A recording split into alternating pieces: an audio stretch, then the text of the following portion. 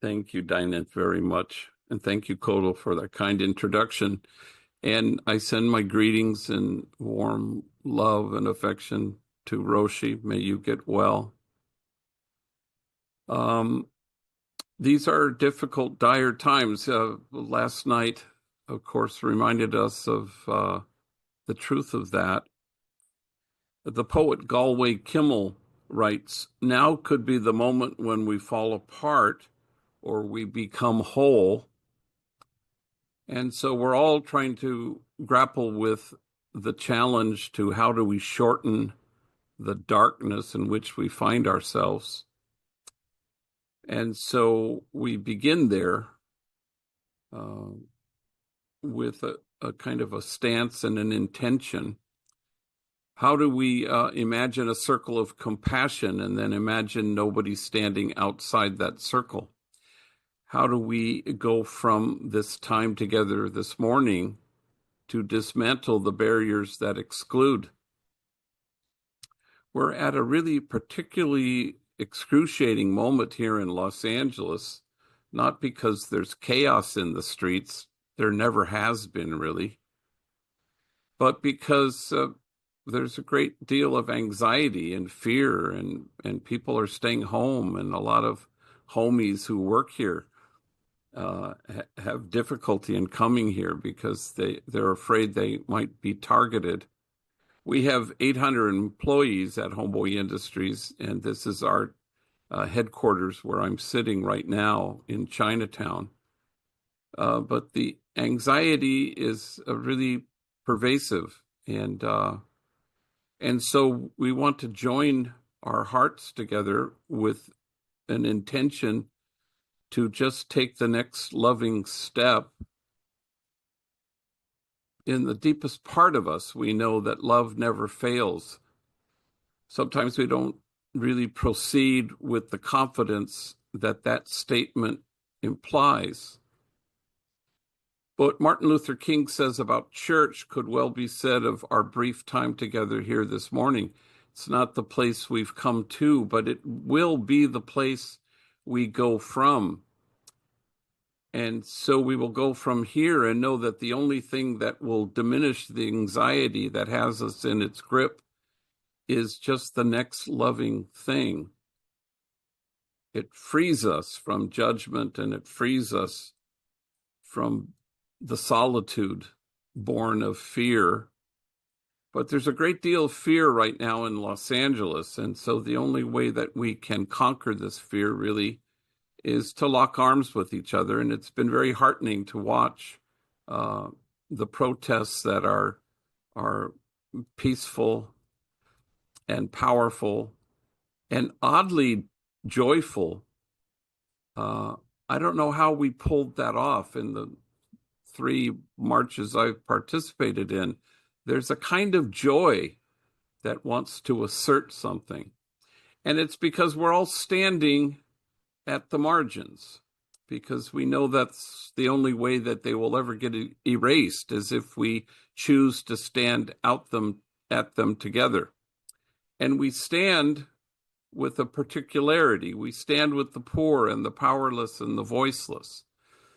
And we stand with those whose dignity has been denied and continues to be denied, especially in this climate. And we stand with those whose burdens are more than they can bear. And we stand with the easily despised and the readily left out. And what a privilege it is to be able to stand with the easily despised and the readily left out. To stand with the demonized so that the demonizing will stop, and to stand with the disposable so that the day will come when we stop throwing people away. And so, because we will go from this time together this morning with great trepidation, but confident that love never fails, we can brace ourselves, because the world will accuse us of wasting our time in the face of such power.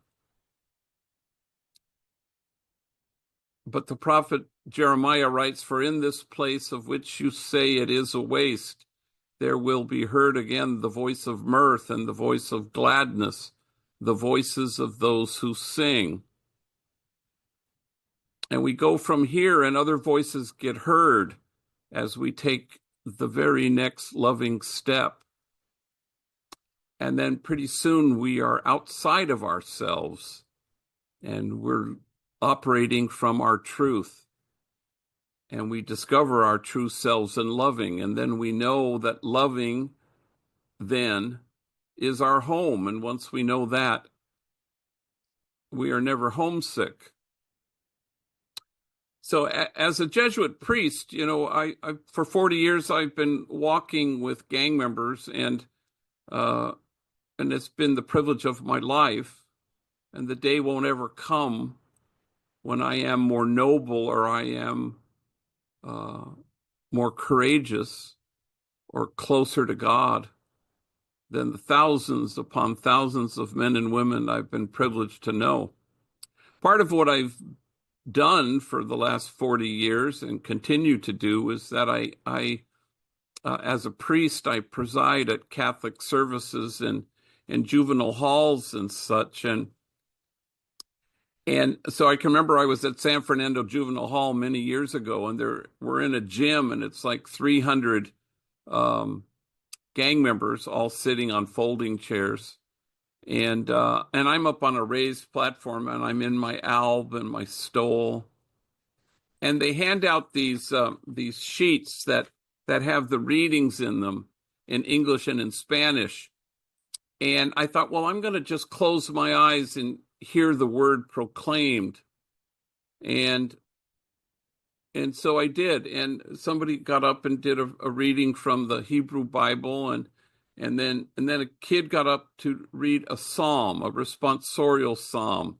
And there was a kind of an overabundance of confidence in his voice, and he gets up and he says, "The Lord is exhausted." And I look at the sheet, what the hell? And it was, "The Lord is exalted." And I remember thinking at the time, that's way better, because certainly the exalted God is our own projection.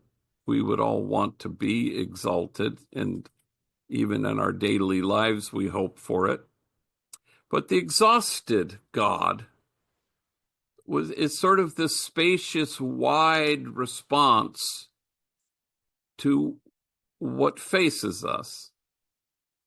That there's something about being exhausted in our expenditure of love for the other, for choosing in the face of great fear and anxiety to actually choose to focus on somebody outside of ourselves. It is the thing that lessens and bridges and somehow shortens the darkness in which we find ourselves. And so there's an exhaustive sense. Since COVID, I have 5 sisters and 2 brothers, and we do a lot of Zooms born of that time in COVID, and we were on one the other day, and it would have been my mom's 100th birthday, and she died when she was 92. And she died the way we want to die, in our own homes, in our own bed, she was surrounded by her kids and her grandchildren. And she was sharp until the very end of her life. In fact, during that time, Trump's first term, she had been watching so much MSNBC, she was becoming Rachel Maddow.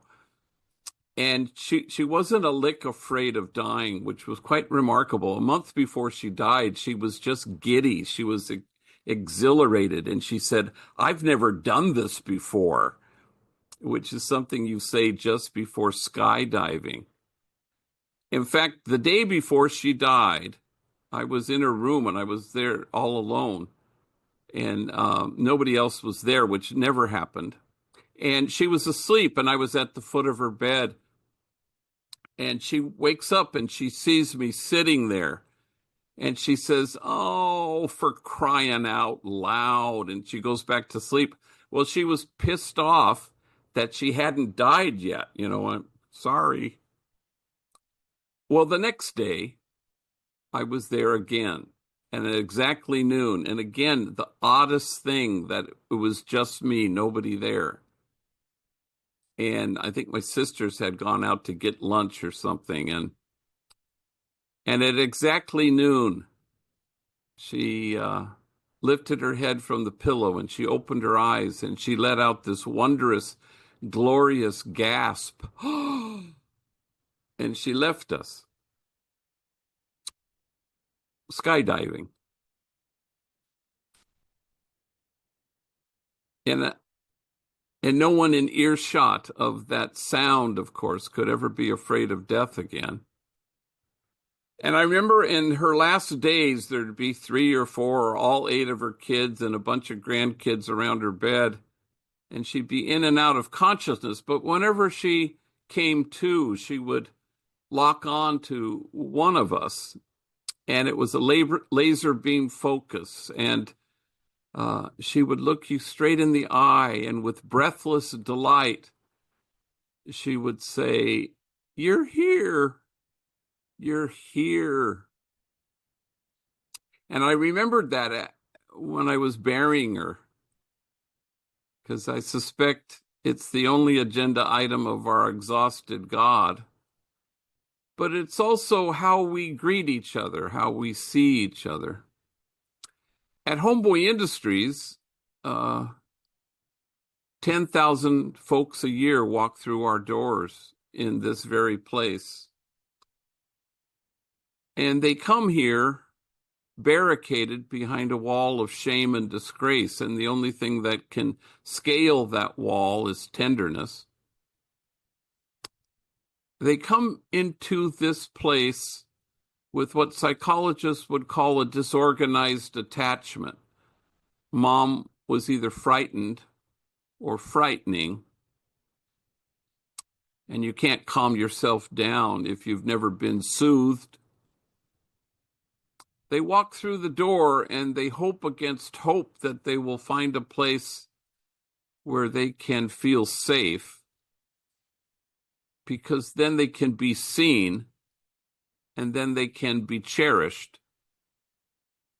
Homies, especially the ones who have been locked up for a great many years, will come here and say, "We're used to being watched, but we're not used to being seen." And so they walk through those doors and people look them straight in the eye and they say with breathless delight, "You're here. You're here." It is our starting point here to somehow see people in the safety of this place,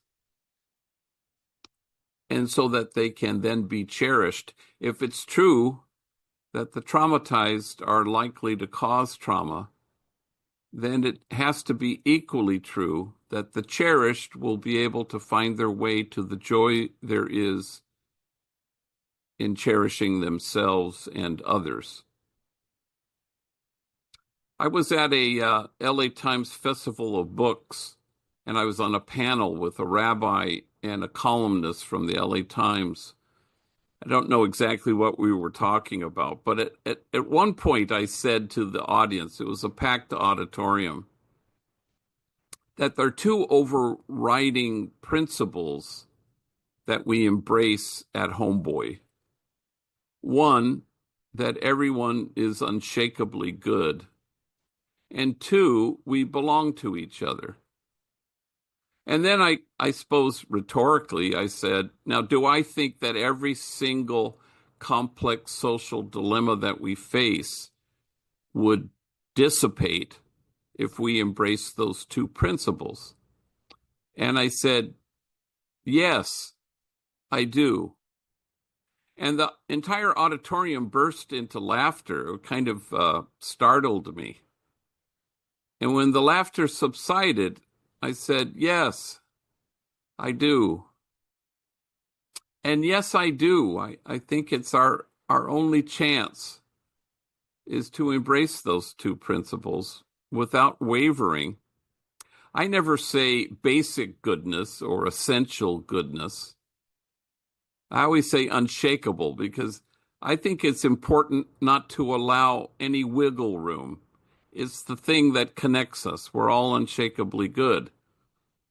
Now, not everybody knows that, and sometimes our view of our goodness has been compromised often enough by trauma or by our woundedness or by real mental health issues.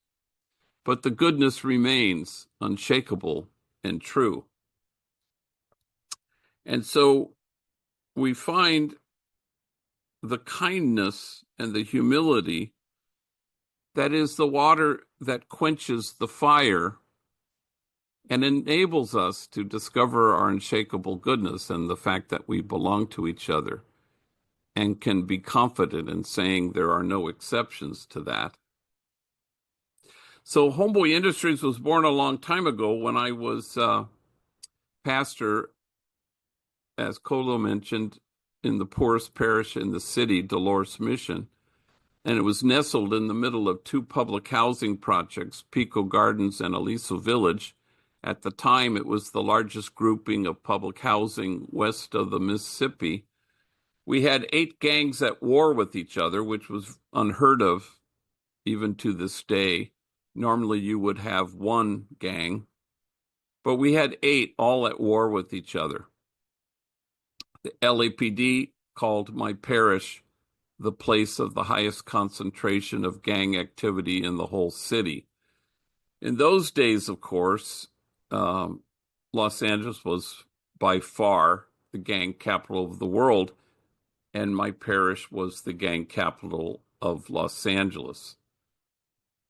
I buried my first young person killed because of this sadness in 1988, and 2 months ago, I buried my 263rd. Not all from that parish, but I know a lot of gang members, and I get asked to do this.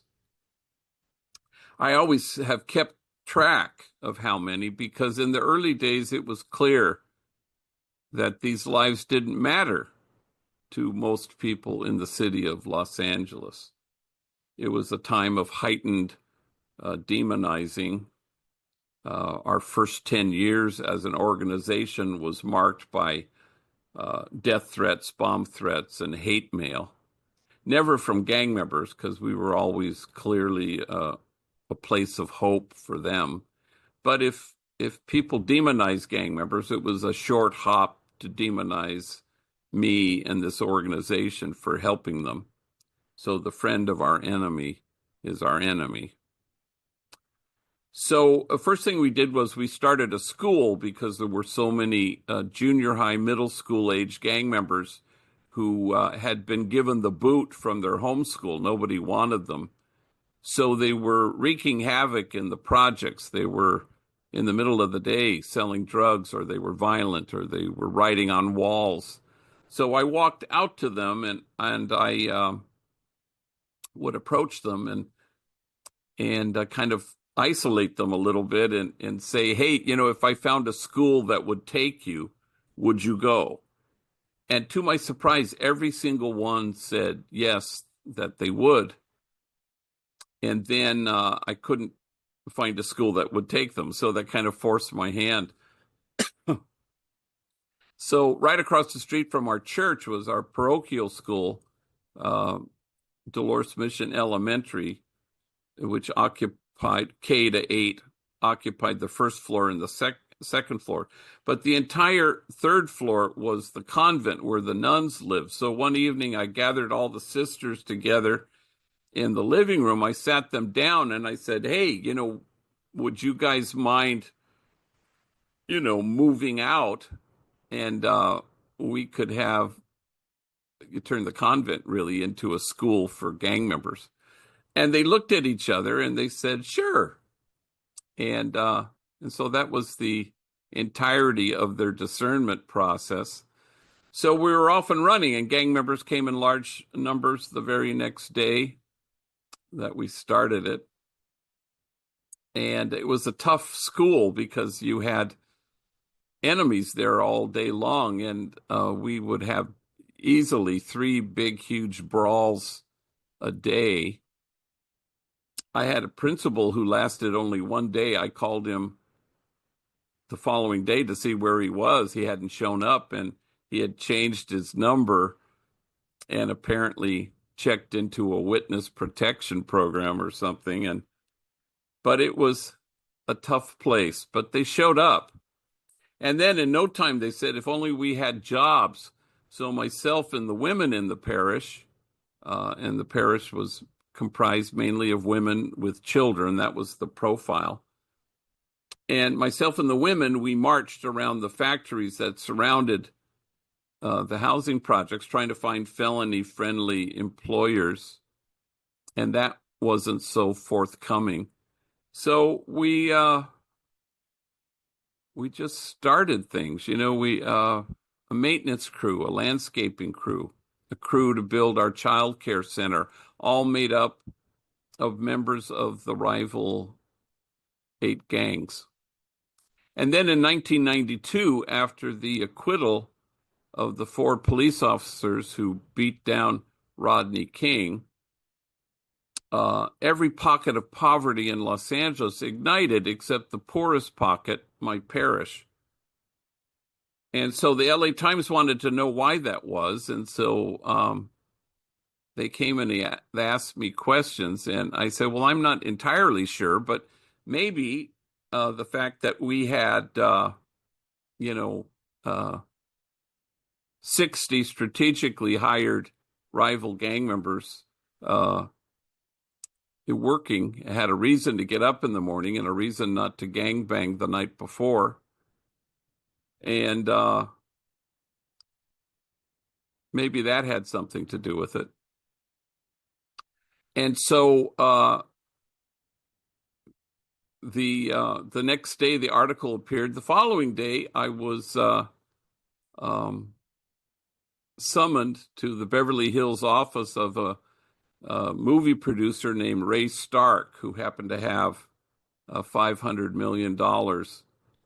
And he said, how should I spend my money? And as I look back on it now, I can see that I woefully undershot my request. But I said, well, there's an abandoned bakery across the street from our school. You could buy it. It has ovens. They don't work, but you could fix them. And I don't know, we could put hairnets on rival enemy gang members, and they could bake bread together, and we could call it Homeboy Bakery. And that was the extent of my business plan. And so we were off and running. And a month later, we started Homeboy Tortillas in the Grand Central Market in downtown Los Angeles. Once we had plural, we changed our name from Jobs for Future, which is what we called ourselves, to Homeboy Industries.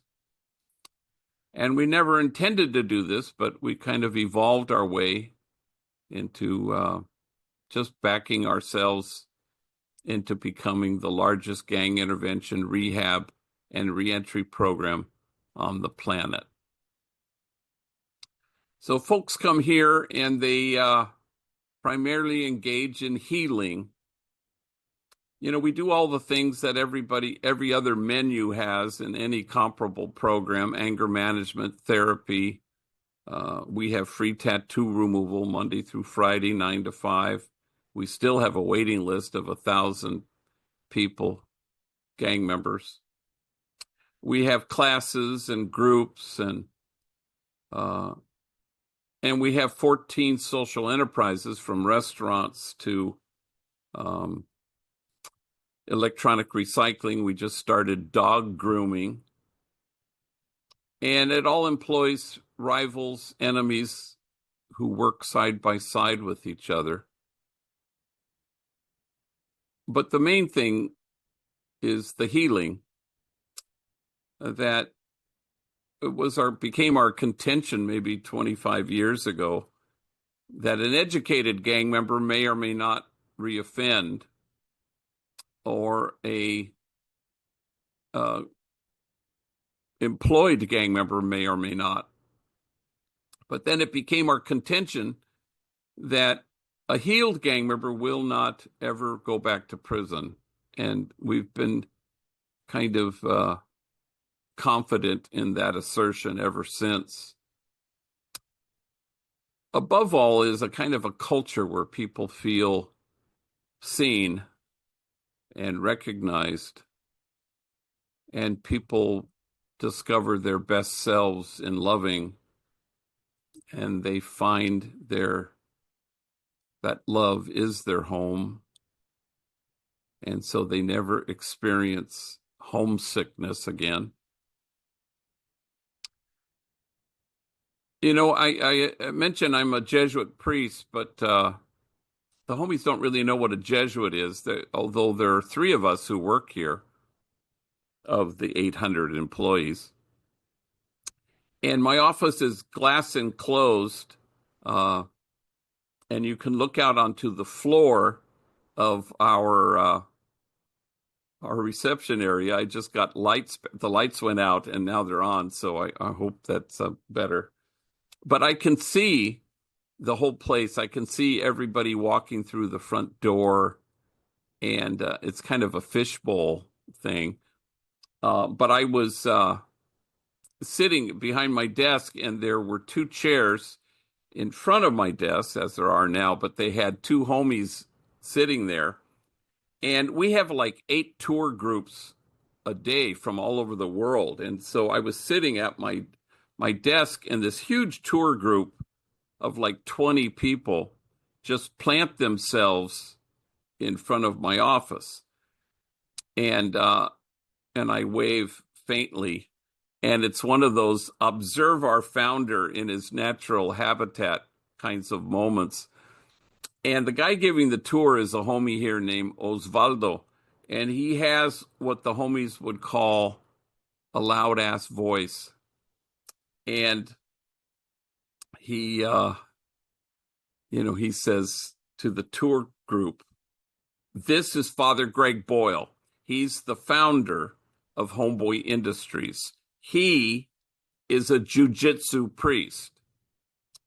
And so I demonstrated some of my more impressive moves.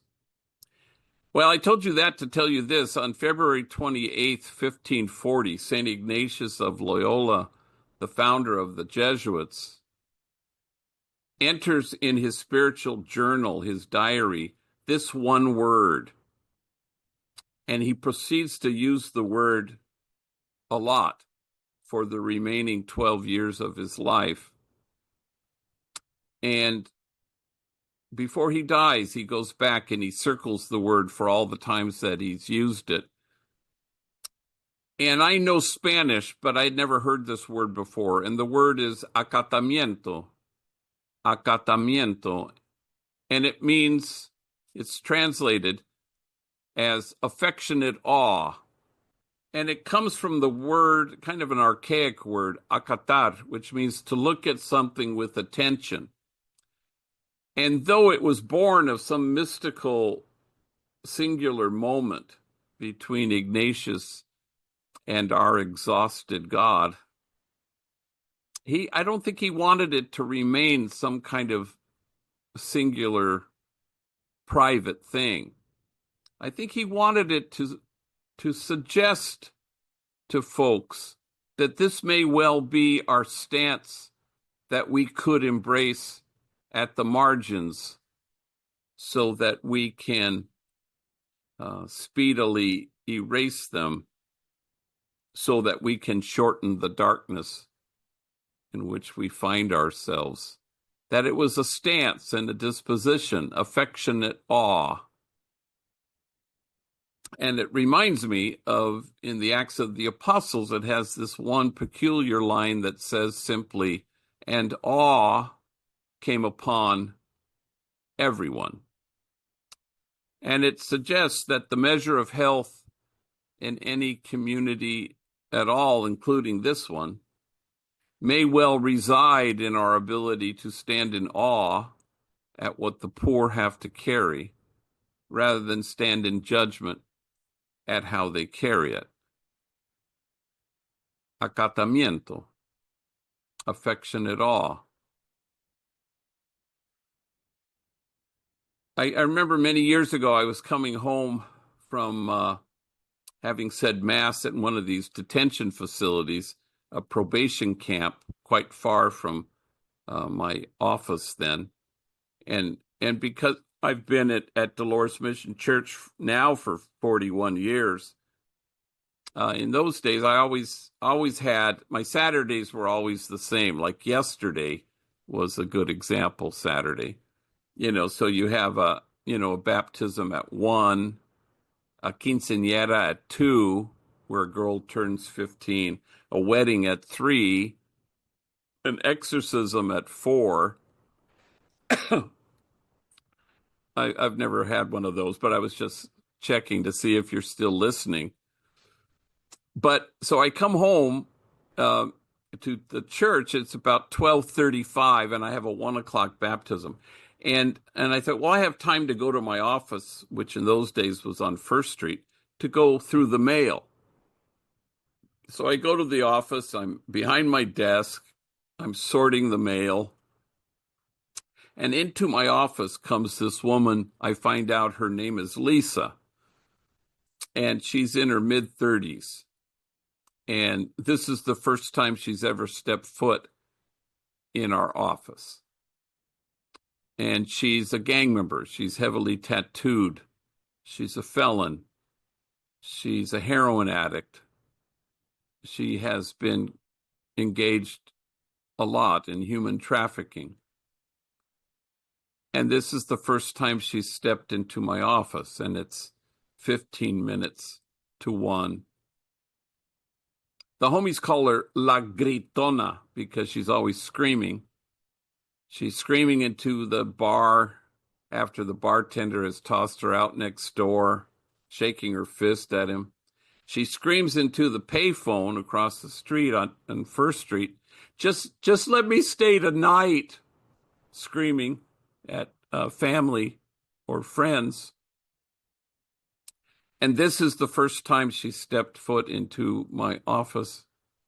And it's now 12 minutes to 1 and my baptism.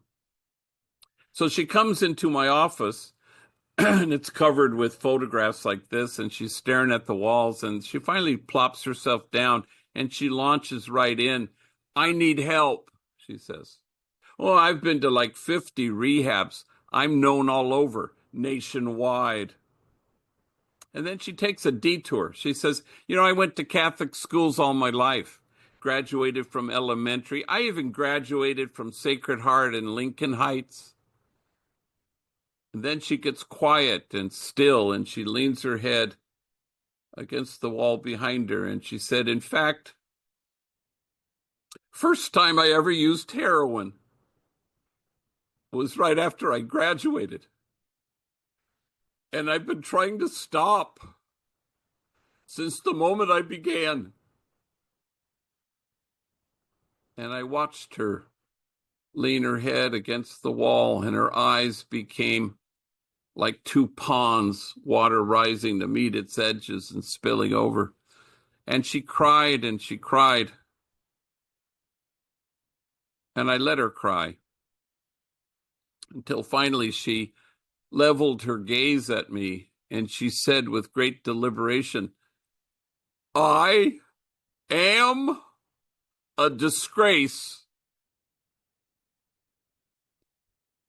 And suddenly her shame met mine, because when I had seen her walk into my office that day, I had mistaken her for an interruption.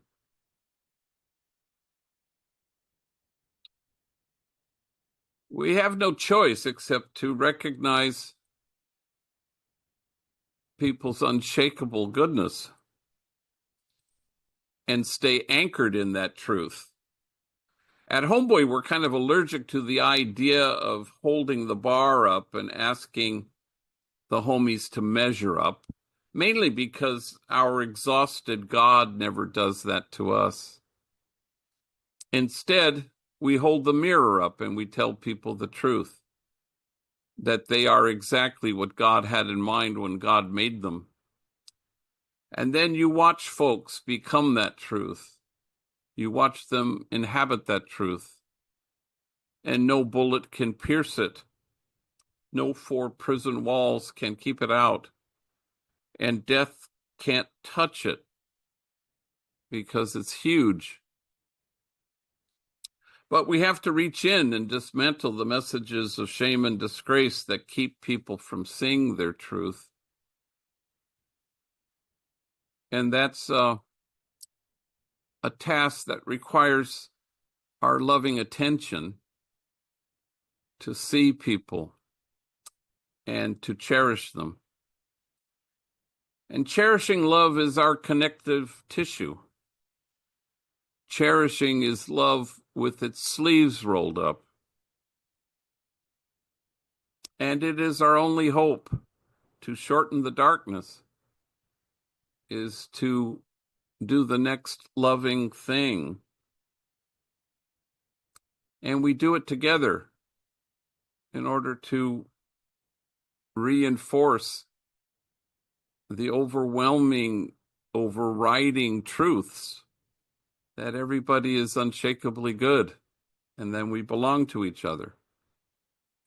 And none of us are well until all of us are well. And how do we, as Ram Dass says, walk each other home to health, to well-being? How do we choose to become well-wishers for each other? I had a homie that I knew named Danny who would be out in the neighborhood. I'd be riding my beach cruiser in the housing projects, and he was only 13 years old, a little tiny guy, and he'd kick it with his homies. And he made a solemn vow to me one day. He said, "I will never step foot in Homeboy Industries." I go, well.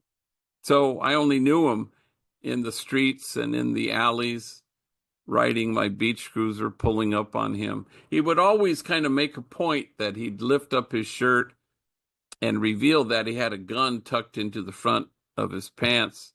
I don't know why he wanted me to know this, but he always did. And then I knew him in juvenile hall, and then I knew him in probation camp. And finally, at 18, he went to prison, only for 2 years. And in recovery, they say it takes what it takes. Gang recovery, same thing.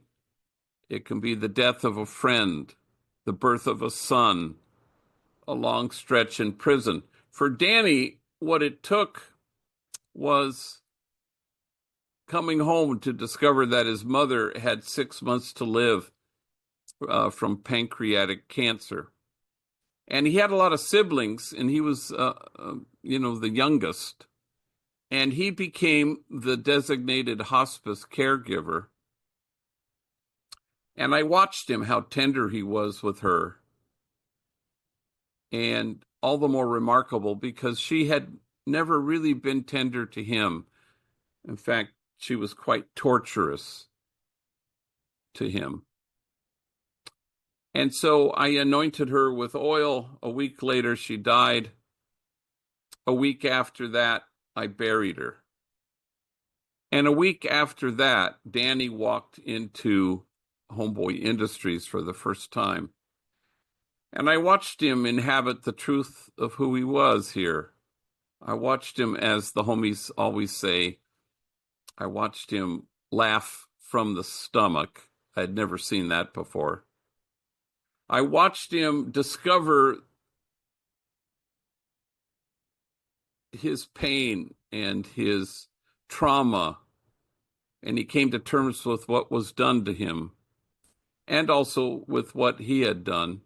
He found the thorn underneath, as the homies like to say. I watched him work side by side with guys I know he used to shoot at. and he started to inhabit the truth of who he was. One day he comes into my office and very dramatically says, "What happened to me yesterday has never happened to me in my life." And he says that after work at 5 o'clock, he goes to the Orange Line, the train at the Chinatown station, and he takes the train east to go home. And he says that the train is quite packed, but he managed to get a seat. And standing in front of him, holding onto one of those poles, he says, was a medio pedo guy, which means he was a little bit drunk. And the guy's holding onto the pole, and Danny is wearing a sweatshirt that fills his chest that says Homeboy Industries, jobs, not jails. And the little bit drunk guy sees the sweatshirt, and he says, "You worked there?" And Danny doesn't know whether to engage him entirely, so he nods, and he says, "Yes." And the drunk guy says, "Is it any good?" And Danny shrugs, and he says, "Well, it's helped me. In fact, I don't think I'm going to go back to jail because of this place." And then Danny stands up, and he takes a pen out of his pocket, and he finds a little tiny piece of paper, and he carefully writes the address of Homeboy Industries on this piece of paper. And as he's telling me the story, he says, "I couldn't believe that I knew the address by heart." And then he finishes writing the address, and he hands it to the little bit drunk guy, and he sees him, and he says, "You come see us. We'll help you." And the man studies the piece of paper, and he looks at Danny, and he sees him, and he says, "Thank you." And the train stops, and the guy gets off, and Danny returns to his seat. Now in my office, he returns to that earlier refrain, and he says, "What happened to me next has never happened to me in my life. Everyone on the train was staring at me. Everyone on the train was nodding at me. Everyone on the train was smiling at me." And now he can't speak. He's so overwhelmed. And then he says, "And for the first time in my life, I felt admired."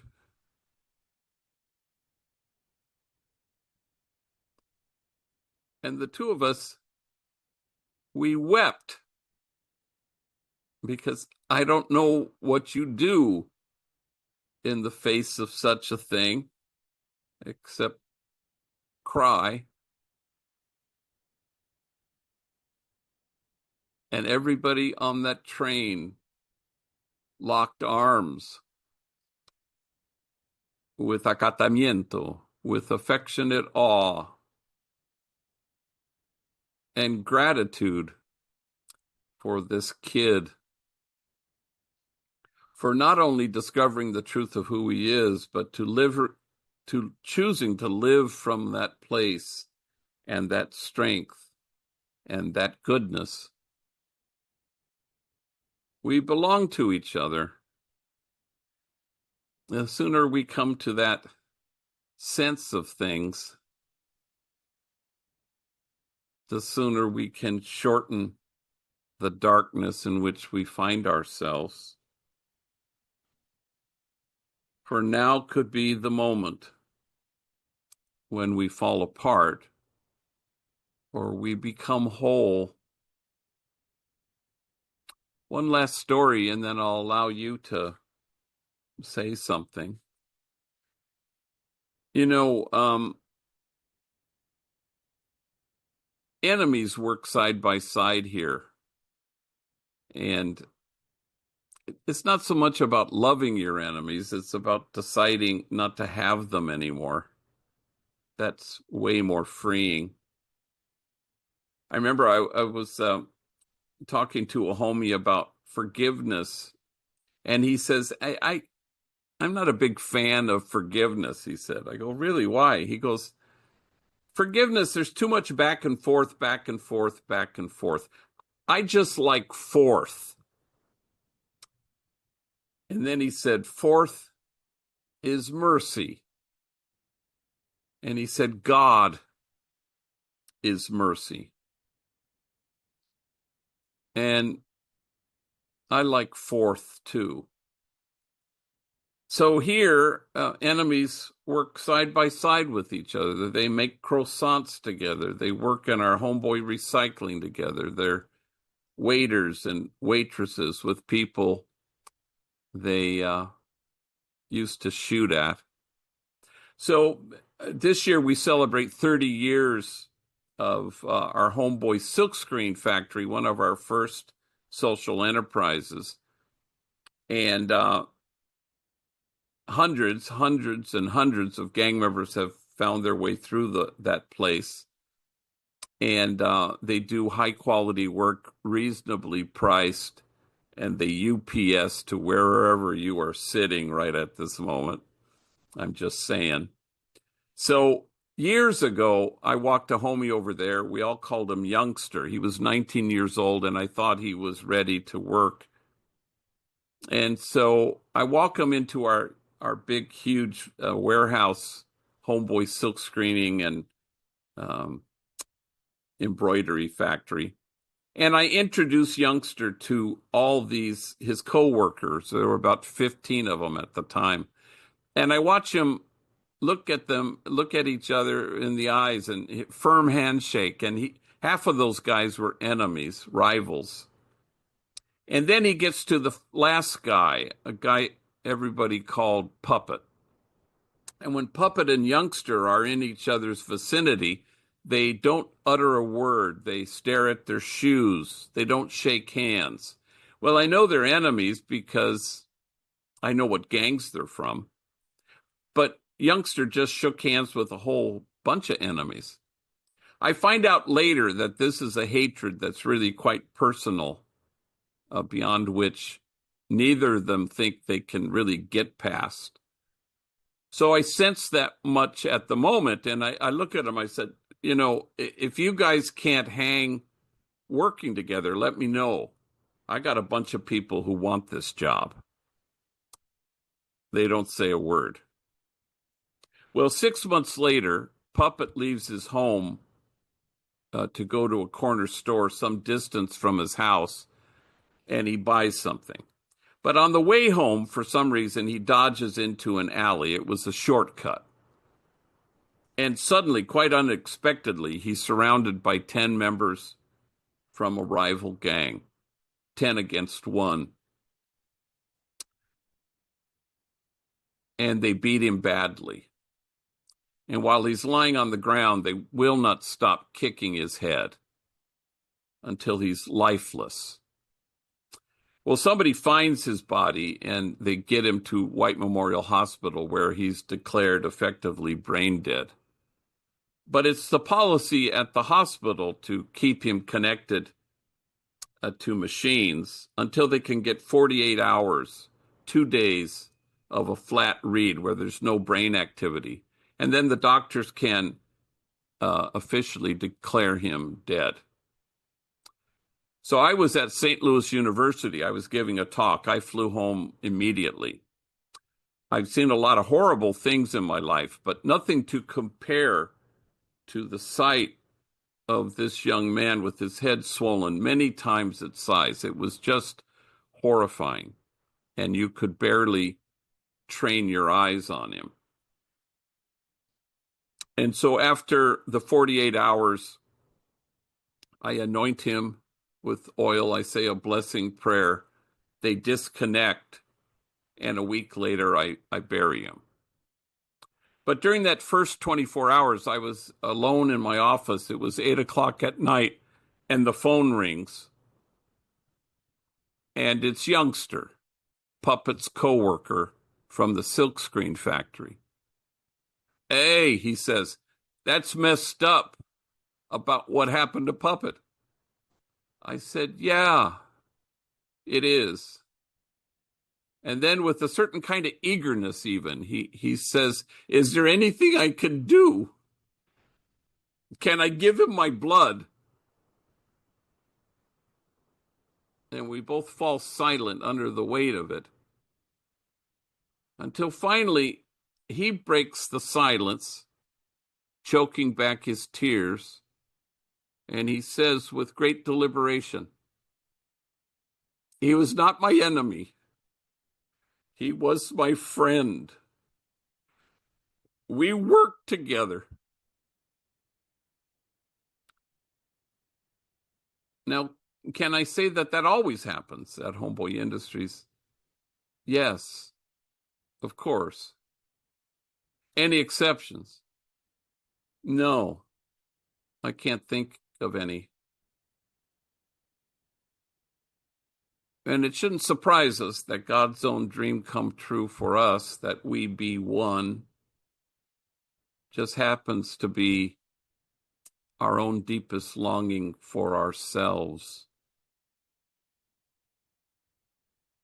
And how do we shorten the darkness in which we find ourselves?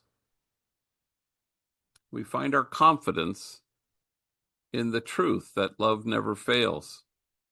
And all we can do is put one loving foot in front of the next, knowing in the end that love is our home.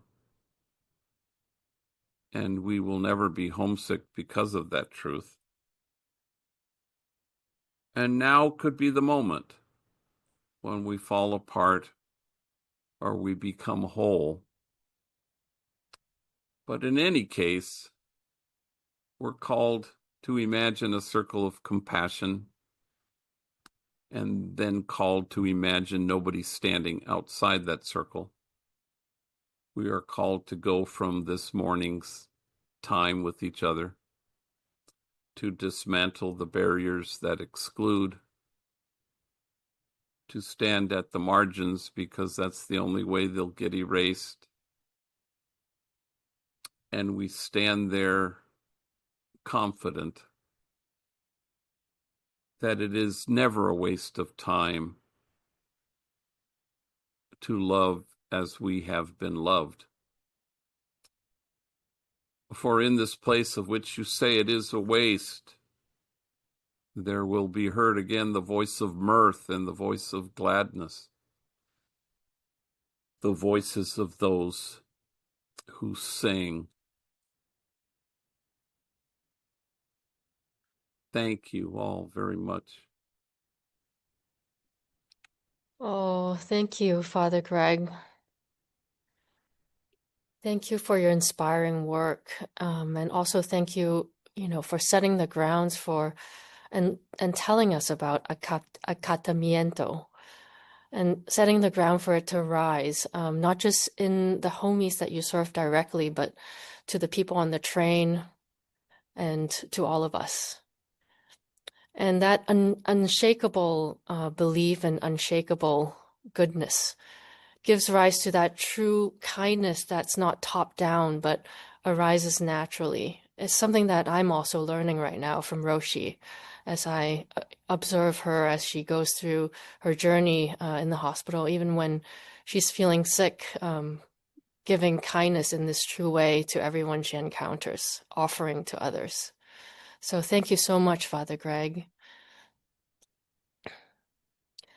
And we're going to invite anyone who has any questions or comments to join us in the discussion with Father Greg. If you can we raise our hands yet, Noah? Right. If you want to raise your digital hand, we'll call on you.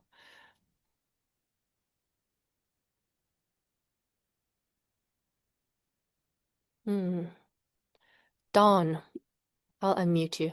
And just we don't have anyone spotlit, so if you want to see Father Greg along with the speaker, you can change your view to multi-speaker view.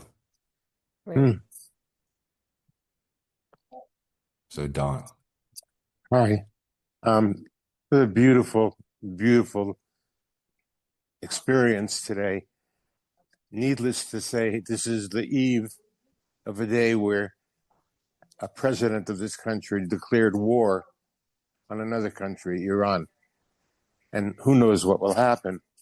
But I can't but think of that and think of what Father Boyle you have done. I've met you before. I have worked with Wings for Life and nonprofit in Albuquerque that works for incarcerated individuals, people who have been in gangs. And so I've always known about you and met you once, and met some of your homies who are just so beautiful.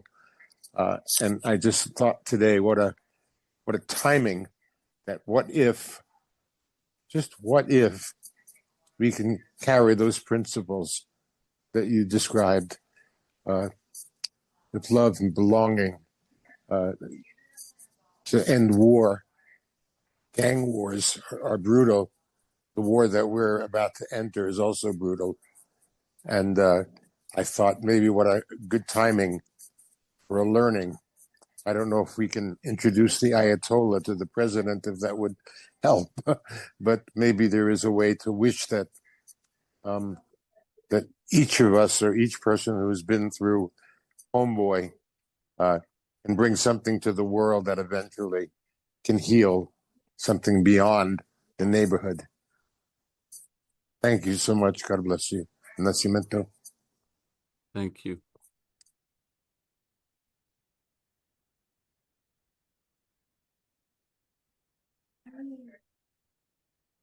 Hey, Hello, show. Father Boyle.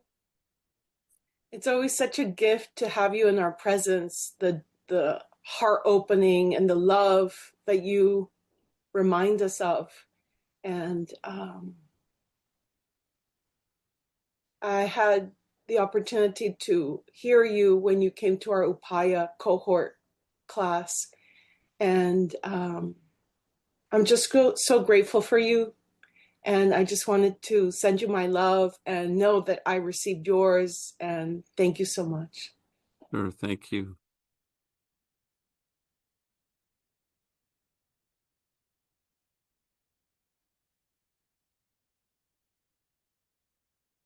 Thank you, hey, show. Hi. And Father Greg, of course, if you want to respond, just jump in anytime. Okay, sure. Karen. Yes, thank you for your mission and your huge heart. I have a question. When you help the people that come through Homeboy Industries, does that help their families? Do you see that? Yeah, absolutely. I think in the old days, that there would be people would think in terms of these kind of strict categories: prevention, intervention, and enforcement, probably in terms of a gang response to this complex social dilemma. And so people would say, we'd like to fund you, but we're more interested in prevention with kids who haven't gotten into gangs. And yet I always said, well, if you help Homeboy Industries, that's in fact what you're doing. Yeah, they're homies who work here now, who have now become the fathers and mothers they never had, and they're solid in their parenting, and they can say with confidence, that their kids aren't going to join a gang. So this is having this huge impact on a whole other generation, and is in fact breaking a cycle. Yes. So the part of the principle, of course, is no hopeful kid has ever joined a gang in the history of the world. And so, because gangs are the places kids go when they've encountered their life as a misery, and misery loves company. And no kid is seeking anything when he joins a gang. He's always fleeing something.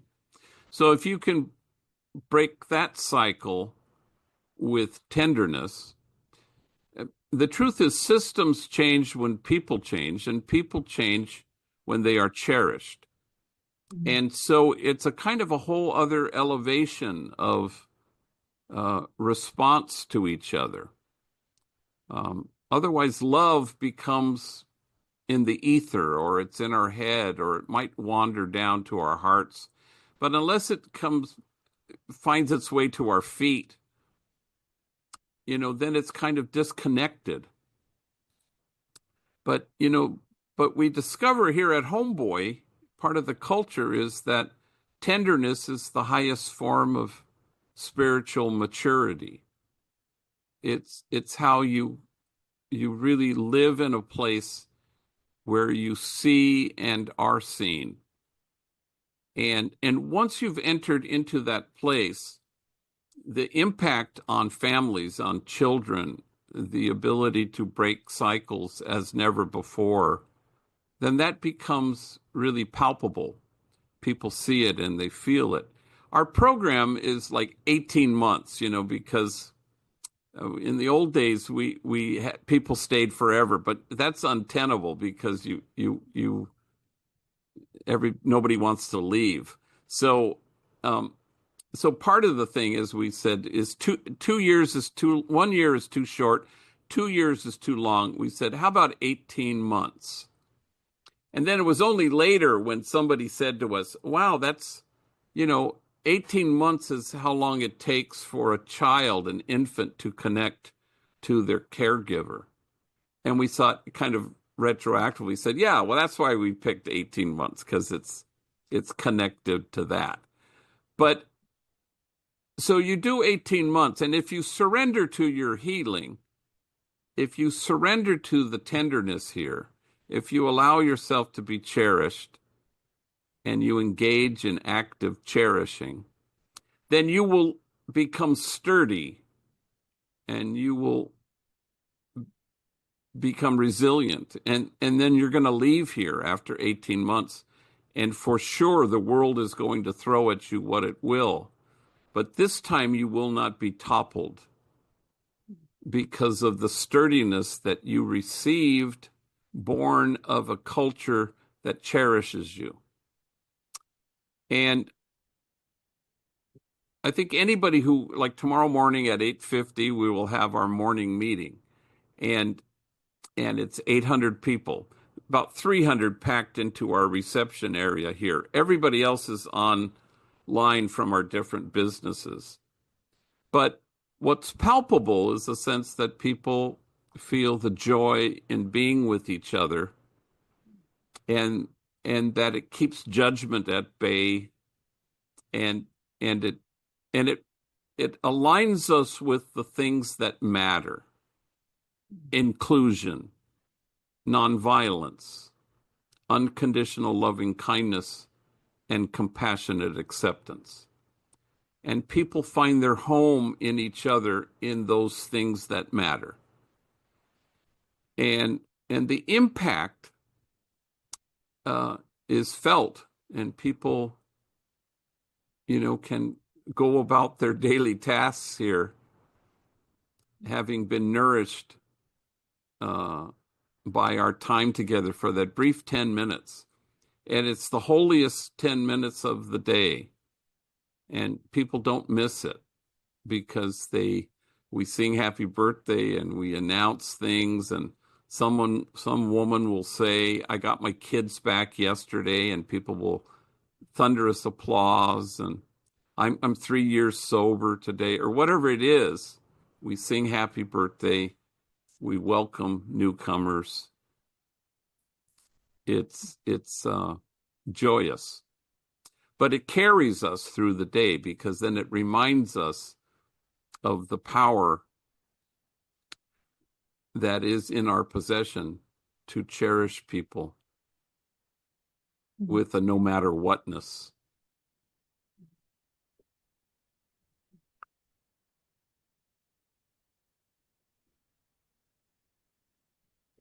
Love that. No matter whatness. Yeah. Thank you. Terry Shaw. Oh, thank you. Hi. Hi, everybody. Father Boyle, thank you so much. I first heard about Homeboy Industries when I started to study with Pema children. and she's a very big fan, as you know. So I've been following you for about a decade, and I just want to let you know, and it may be something you already know, but I'm on the East Coast, and I just want to let you know that your message is so relevant and it's so needed, and we're listening. We're listening and we're watching and we're learning from you and your work. It occurs to me while you're speaking is that you have such a joy, and I feel that you're very connected to your work, to the message. And I wonder if I had to do some work. I'm in healthcare, and I had to do some work around compassion fatigue a couple of years ago. And I'm just wondering if anybody in your organization ever experiences that compassionate fatigue, or perhaps you're just so in with the work that it just is not even relevant. So I'm just curious about that. Well, I'm not good on the self-care part, because I always I think you go to the margins not to make a difference, because then it's about you. But you go to the margins so that the folks there make you different. And now it's about us. And so over almost, well, I guess we're 37 years doing this here. Senior staff will come to me on occasion, and they'll say, I don't know, I guess I'm just too compassionate. I may need to take 3 months off. And then I'll say, well, with all due respect and great love, you've allowed it to become about you, and it can't be about you. But if you kind of choose to kind of hurry in your kindness and to risk delighting, then you're not concerned about outcomes, which is every nonprofit is concerned about evidence-based outcomes. It's the bane of our existence, really. Because Mother Teresa's right about this. She says we're not called to be successful, we're called to be faithful. So then you choose to be faithful to the thing that is life-giving, which is just loving and delighting in people. So you choose to delight. Dorothy Day, I think she quoted Ruskin when she said this, but she always talked about the duty to delight. Not that it's some onerous thing, but it's an obligation to delight.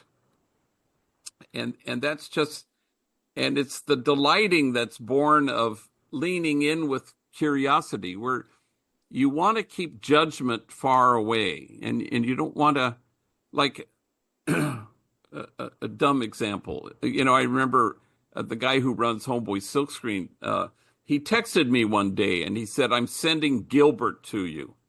And I thought, oh, wow, this can't be good. He hardly ever does this. But it just means Gilbert must have gotten into some trouble. Well, I've known Gilbert for a lot of years. And, again, if his story was a flame, you'd have to keep your distance. Otherwise, you'd get scorched. In his short life, he has had to carry more things than I've ever had to carry in my 71 years. So I know this about Gilbert, but and at the Silkscreen Factory, they print thousands and thousands of shirts for high schools and 5K runs and family reunions. So he takes him 20 minutes to come to my office. I see him and I flag him into this office and I sit him down and I said, what happened? And he said, well, supposedly I stole some T-shirts. And I said, did you? And he said, yes. And then he says, well, it wasn't exactly stealing because I took 3 T-shirts. There were thousands of them. And I said, oh, okay, so let me see if I got this right. I need a car. I want a car. So I go to a car lot. I take 1 car. I mean, come on. It's not really stealing because there were 1,000 of them. And he looked at me and he said, exactly. And we stared at each other for like a second. And then we just fell out of our chairs howling with laughter. And you can find yourself rather moving towards judgment. You lean in with curiosity, and it keeps you always delighting in the present moment rather than trying to see somebody as a problem that needs solving. So I think if you are delighting in the present moment, in the person in front of you, you never burn out. That's eternally replenishing. But if it's about you and it's about success and if it's about saving, fixing, or rescuing people, you will burn out. That's a guarantee. So we have to kind of just change how we see things. I suppose somebody here at Homeboy Industries, because, we have grants and, we apply for money and stuff. I suppose somebody here has to, how many people stay out of prison or whatever. I just don't ask me to do it. But, I think part of the being anchored in the present moment and the person right in front of you is if you delight in them, then they are going to experience themselves as a delight. In the Hebrew Bible, that's God's nickname for the people. It's, you are my delight. Now, we don't believe any of this, but you can live that way where you choose to delight in the person in front of them. We've all been in the presence of people who are magical in this ability to pull the favor out of you. And then when you walk away, you feel, oh my God, I feel favorable. And it's like a magician pulling a rabbit out of a top hat, How did they do that? And that's a good choice to make in the world, is to be able to pull the favor out of people. And you can't do it unless you're fully other-centered. You can't do it unless you're delighting in the person in front of you. You can't do it if you're just trying to accomplish something or achieve success.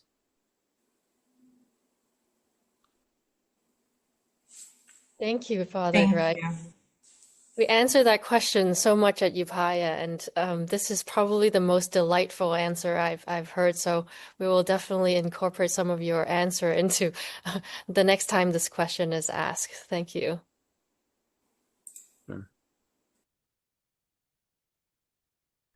Frank? Time for a few more. Yeah. Boyle, I want to honor you for your service work and what some Buddhists might call your bodhisattva work, because we're all in that work trying to save each other. I have a question for you regarding the one facilities. You say you have 18-month program. Do you have any of the programs in Illinois that are doing integration work? I've done criminal justice work for about 30 years, and I found that if you don't have an integration work, the retention isn't as good as if you do integration, if you know what I mean by integration work. Yeah, sure, I do. One thing I should say is that, we were born in 1988 here in Los Angeles in a specific community, and where we just served members of 8 gangs at the beginning, and then we moved to our next location. We served 10,000 gang members from 60 gangs. But now we serve the whole county of Los Angeles, which is 120,000 gang members and 1,100 gangs. But in 2008, we began the Global Homeboy Network. And so we got a lot of requests from communities across the country and the world who wanted us to airlift Homeboy Industries into Chicago or, Dubuque or something. And so instead we said, well, what if we offer technical assistance? What if we help you fashion something that is more reflective of your own community. Otherwise, Wichita, Kansas is going to say, well, what does Homeboy Industries know about Wichita? And they'd be right. So we've started this, and now we have 300 programs in the United States modeled on Homeboy, and 50 programs outside the country. So I just went to the grand opening of Rise Up Industries in San Diego, and I was some months ago in our partner program in Glasgow, Scotland, called Brave Heart Industries. And so there are lots of them, but the difference now is that whereas it began maybe as a gang response, then it became maybe returning citizens, and now every complex social dilemma that you could identify, from the unhoused to the mental health population or to disaffected youth, we kind of work together so they can fashion a communal response that's sort of loosely based on Homeboy, even though it may not be working with gang members. It may just with returning citizens or the mental health population. And so we're going to have our gathering at the end of July, as we always do, for 3 days. And people come from all over the world, and it's keynotes and breakout sessions and workshops, and people share where they are in their own growth, and we, best practices, that kind of thing. So it's a glorious 3 days because people are all on we're all on the same page of how to form and nurture into being a community that cherishes and that, creates a place where people can become sturdy and resilient in each other's presence. Where is that held, Father? It's here in Los Angeles. Which days? Well, it's like, I think this year it's July 29, 30, 31. But you can go to our website and just look up Global Homeboy Network. Thank you so much for that information. Sure. I will.